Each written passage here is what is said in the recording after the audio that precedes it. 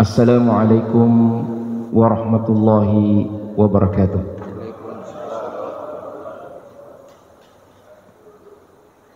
Alhamdulillah,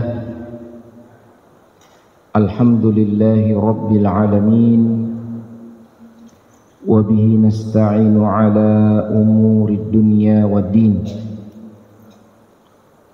Wassalatu wassalamu ala ashrafil mursalin, nabiyyina wa habibina wa qudwatina Muhammadin wa ala alihi wa ashabihi ajma'in, amma ba'd. Rabbi shrah li sadri wa yassir li amri wahlul 'uqdatam min lisani yafqahu qawli. Jamaah subuh yang dirahmati oleh Allah Subhanahu wa ta'ala, ada satu penyakit hati yang sangat berbahaya,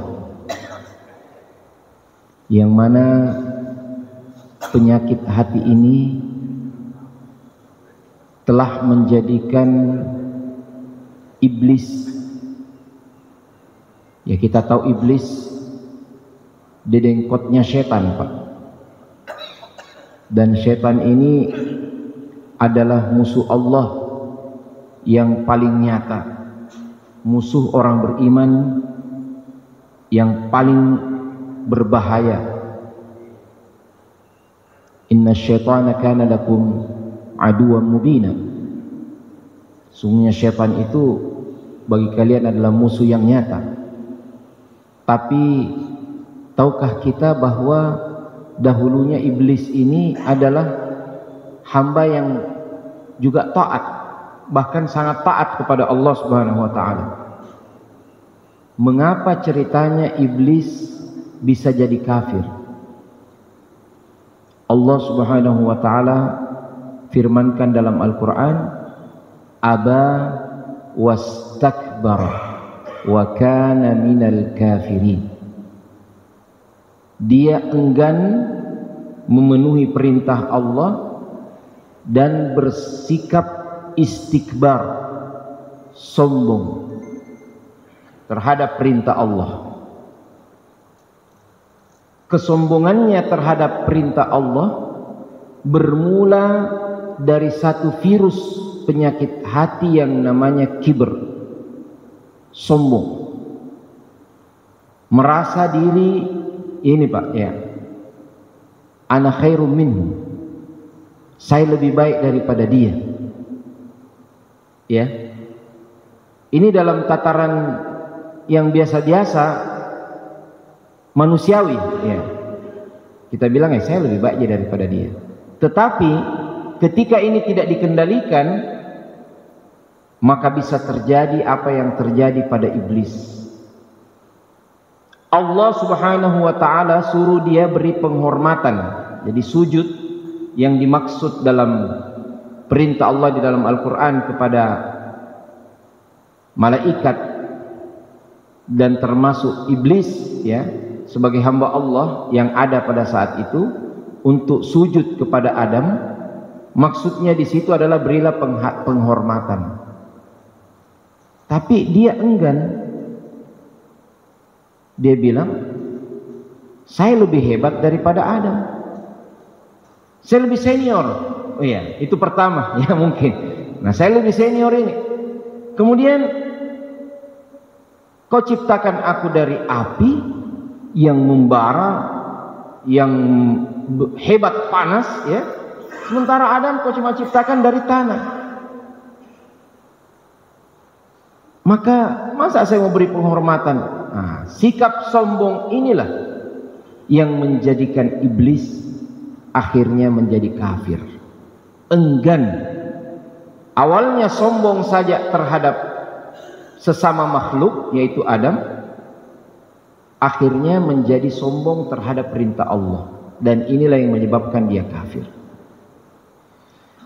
Makanya Rasulullah sallallahu alaihi wasallam memperingatkan kita dengan sangat sangat wanti-wanti, la yadkhulul jannata man kana fi qalbihi mithqala dzarratin min kibr. Tidak akan masuk surga orang yang ada kesombongan di dalam hatinya walaupun sebiji sawi, sebiji dzarrah. Ini Pak, jangan disangka kesombongan itu hanya pada harta. Saya lebih kaya, saya lebih ganteng, saya lebih hebat. Tapi kesombongan itu juga, mohon maaf, bisa berlaku bagi orang-orang soleh. Saya lebih soleh, saya lebih baik, apa jadi dia itu? Nah, ini yang begini bisa masuk juga dalam ranah kesombongan, Pak. Bahkan, subhanallah,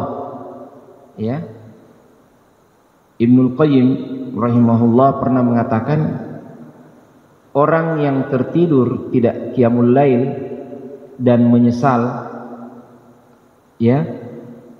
kemudian merasakan ketawaduan, itu lebih baik daripada orang yang bangun qiyamul lail kemudian merasa sombong dengan manusia setelah itu. Nah, jamaah sekalian yang dirahmati oleh Allah Subhanahu wa taala,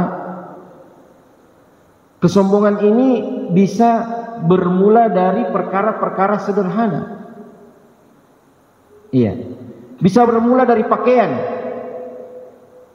Makanya Rasulullah sallallahu alaihi wasallam mengatakan, ta'isa 'abdul katifah.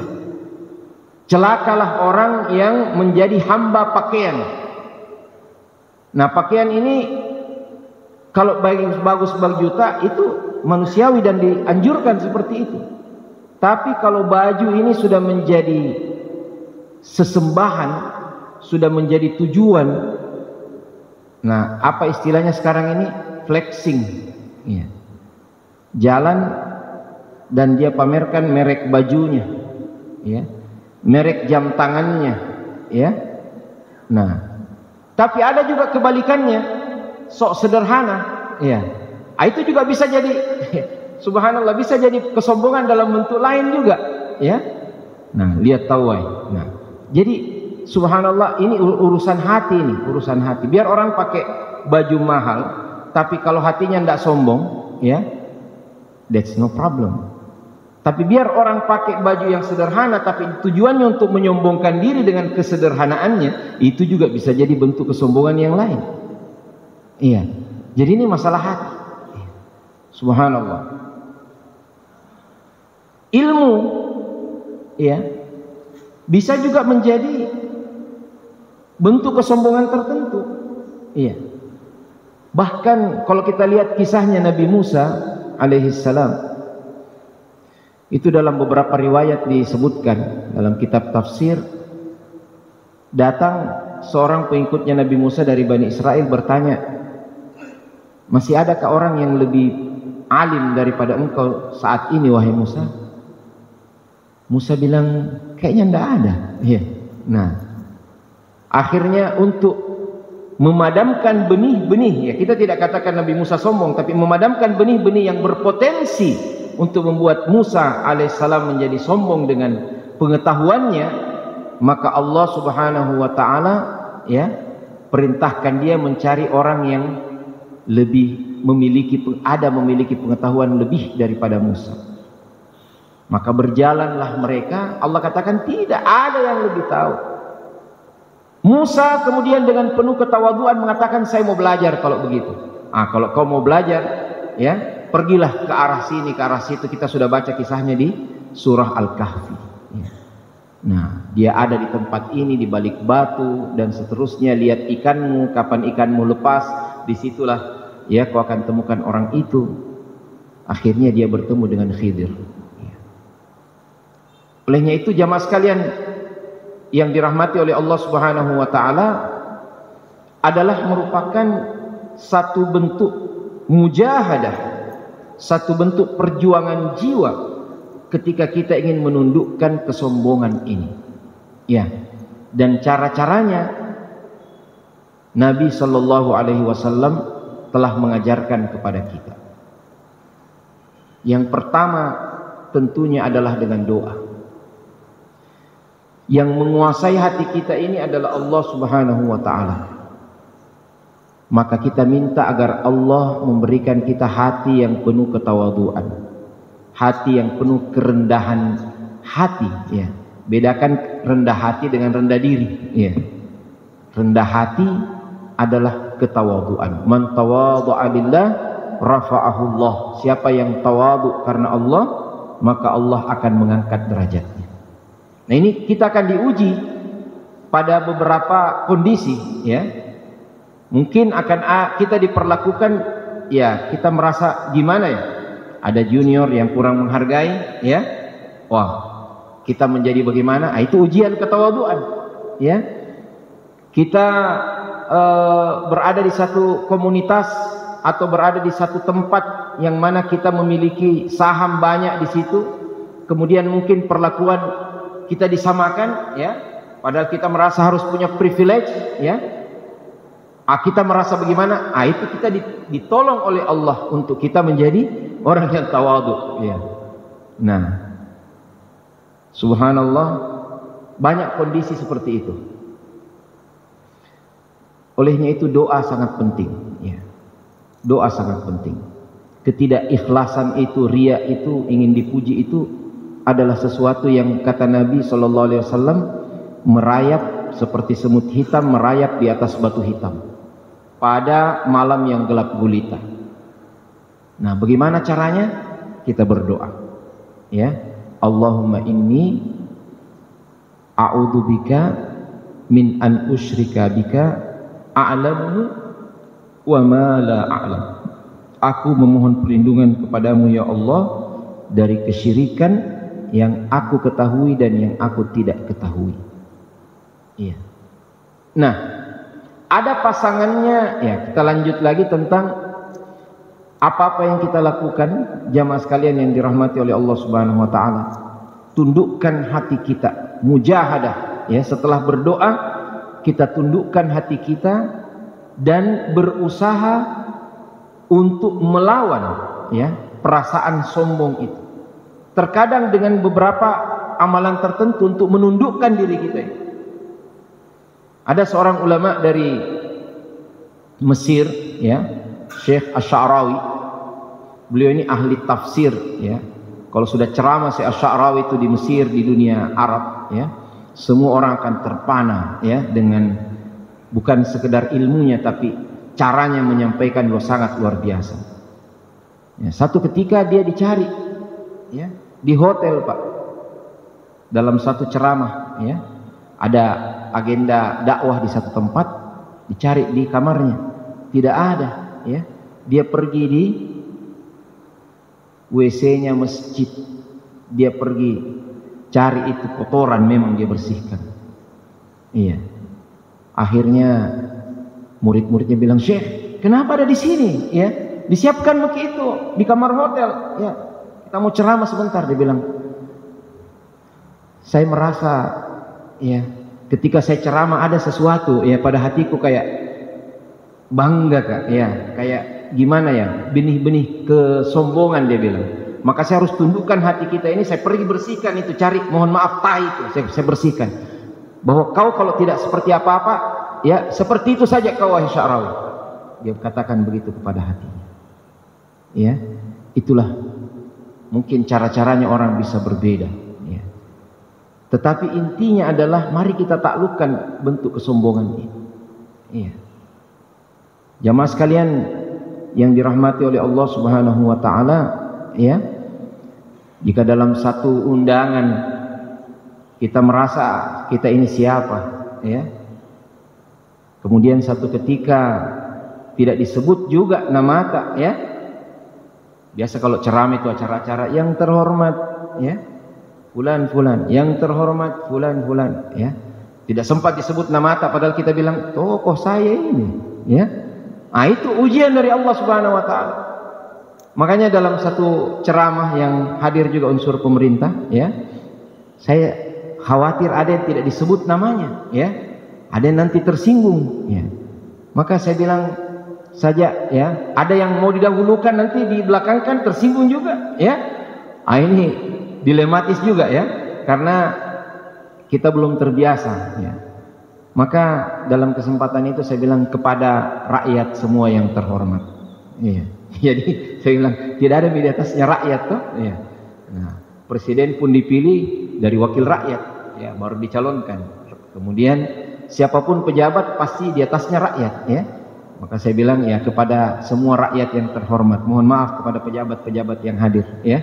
Saya takhirkan penyebutannya karena kita semua adalah ya. Yang DPR namanya wakil rakyat, yang namanya pemerintah adalah abdi rakyat, pengkhidmat kepada rakyat. Ala kulli hal ini mungkin cara-caranya Allah Subhanahu wa taala sederhana mungkin, ya. Sederhana, ya, tapi itulah Allah kadang-kala memberikan kita banyak pelajaran ya dengan kejadian-kejadian yang kita alami. Mungkin ada seseorang yang memperlakukan kita kurang bagaimana, ya itulah caranya Allah untuk menundukkan ketakabburan kita. Ya. Intinya jamaah sekalian yang dimuliakan oleh Allah Subhanahu wa taala, ya. Inilah satu penyakit yang perlu untuk kita banyak bermuhasabah, banyak berriyadhah, ya, melatih diri kita untuk memadamkan benih-benih ketakabburan itu. Bermula karena ketakabburan kepada makhluk akan bisa beranjak kepada ketakabburan kepada Allah Subhanahu wa taala. Ya, apakah tidak boleh kita pakai baju-baju yang bagus? Tidak ada masalah, ya. Tetapi jangan sampai itu kita sombongkan, ya. Nah, jamaah sekalian, ya, anekdot katanya ada ibu-ibu pergi berbelanja, ya. Karena dia baru beli cincin di Sumbaoku, ya, sudah bukan 3, 4 nih cincinnya dia pakai semua. Ya. Dia mau pergi beli beras, ya, karena dia mau flexing ini cincinnya. Dia pergi di Pak Haji, ya. Dia tidak tunjuk begini beras, 4 jarinya dia bilang, ini berapa Pak Haji? Ya. Berapa ini Pak Haji? Ya. Pak Hajinya juga tidak mau kalah. Dia bilang, memangnya cuma kau yang punya emas? Ini Pak Haji ada gigi emasnya, ya. Hanya dia bilang 10.000. Iya. Nah, ini ya apakah itu kesombongan atau bagaimana? Kembali kepada niat aja, ya. Nah, jadi jamaah sekalian yang dirahmati oleh Allah Subhanahu wa taala, salah satu hal yang sangat penting untuk menghilangkan atau meminimalisir kesombongan itu adalah melihat hakikat diri kita. Siapa sih diri kita ini? Ya. Satu ketika seorang alim duduk bersama Khalifah Harun ar-Rasyid. Lama-lama dia haus. Dia bilang, minta minum Khalifah. Oke. Beri minum, ya. Khalifah juga minum. Pas dia belum minum tadi, belum minum, ditahan oleh sang alim. Jangan dulu minum, wahai Khalifah. Ada apa? Dia bilang, seandainya mau ditukar, ya, 1 gelas air yang kau mau minum sekarang ini, wahai Khalifah, ya, kau mau tukar dengan apa dari hartamu? Dia bilang, setengah kerajaanku ambil saja, yang penting saya minum. Iya. Bagus, dia minum. Lama-lama sudah minum pasti mau kencing, ya. Subhanallah, pas mau kencing ditahan lagi sama sang alim itu. Jangan dulu wahai Khalifah. Kenapa? Orang sudah kebelet. Dia bilang, seandainya lagi mau ditukar itu, kemungkinanmu kencing, ya, kencingmu itu dengan sesuatu yang kau miliki, kau mau tukar dengan apa? Dia bilang, separuh lagi kerajaanku. Akhirnya Harun ar-Rasyid, ya, berkata, apa maksudmu? Dia bilang, ternyata semua kerajaanmu ini cuma ada pada 2 hal. Ada pada segelas air yang kau minum dan yang kau keluarkan. Iya. Jadi apalah kita ini? Iya. Apa yang kita mau sombongkan, Pak? Ya. Kemarin subhanallah, ya, saya bertemu dengan seorang saudara, kawan lama.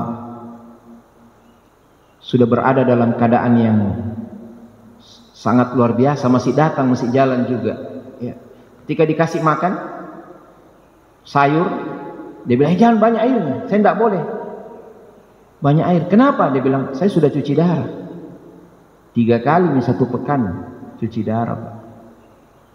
Ya, saya hanya boleh minum air beberapa mililiter saja. Subhanallah. Ya, ini kalau kita tanya pada ahli kesehatan, ya, bagaimana fungsinya ginjal, ya, luar biasa. Mencuci sebanyak itu setiap hari, Pak. Ternyata ini orang cuci darah, dia bilang, saya sudah tidak kencing. Subhanallah. Itu kotoran yang harus keluar melalui kencing, nanti dicuci pada saat dia cuci darah. Saya bilang, ya Allah, ya, ternyata kita lemah sekali. Allah cabut saja satu fungsi yang, ya, satu organ tubuh ini kita tidak bisa berkutik apa-apa. Ya, mata kita terbatas, pendengaran kita terbatas, pikiran kita, ilmu kita juga terbatas, kekuatan kita terbatas, harta kita terbatas. Ya, makanya Allah Subhanahu Wa Taala katakan, wala tamshi fil ardi maraha.